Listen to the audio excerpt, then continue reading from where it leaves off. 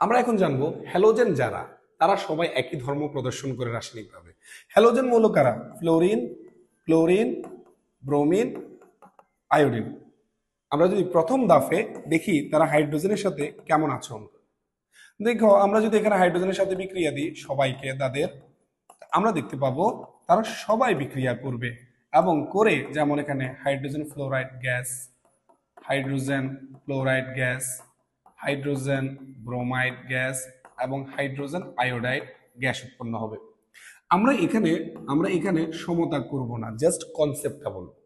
ওকে, এরপর আমরা যদি দ্বিতীয় ধাপে গিয়ে পানির সাথে বিক্রিয়া দিই, মানে এই যে হাইড্রোজেন ফ্লোরাইডকে, দেখো হাইড্রোজেন ফ্লোরাইড এই গ্যাসটা, তাকে আমি পানির সাথে বিক্রিয়া দিব।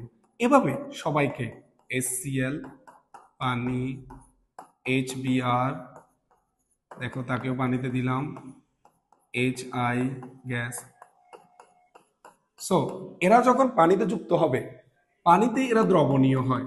একটা ইম্পর্টেন্ট কথা, যারা পানিতে দ্রবণীয় হয় সেই দ্রবণকে বলা হয় জলীয় দ্রবণ, জলের দ্রবণ, যাকে বলা হয় অ্যাকুয়াস সলিউশন, সংক্ষিপ্তভাবে বলা হয় AQ।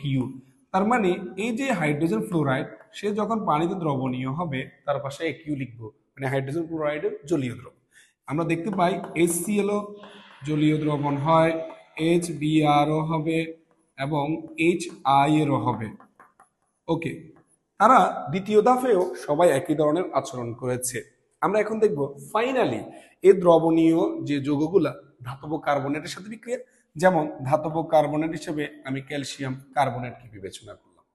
সো দেখো, এই ক্যালসিয়াম কার্বনেটের সাথে আমি যদি প্রথমে হাইড্রোজেন ফ্লোরাইড জলীয় দ্রবণ এটাকে বিক্রিয়া করাই, তাহলে কি হবে?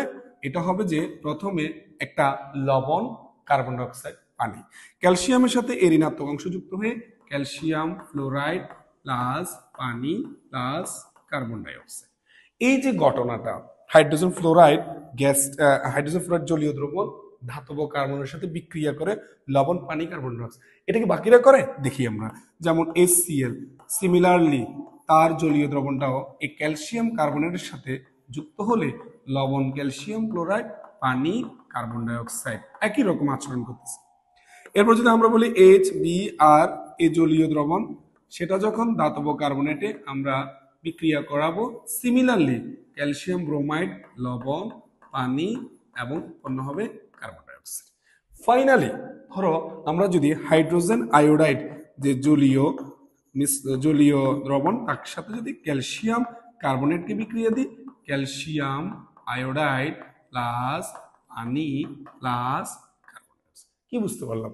বুঝতে পারলাম যে স্যার এখানে হ্যালোজেন যারা সবাই কিন্তু এখানে একই রকমের আচরণ করলো, একই রকমের হাইড্রোজেনের সাথে এবং পানির সাথে, পরবর্তীতে আমরা দেখতে পেলাম ধাতব কার্বনেটের সাথে।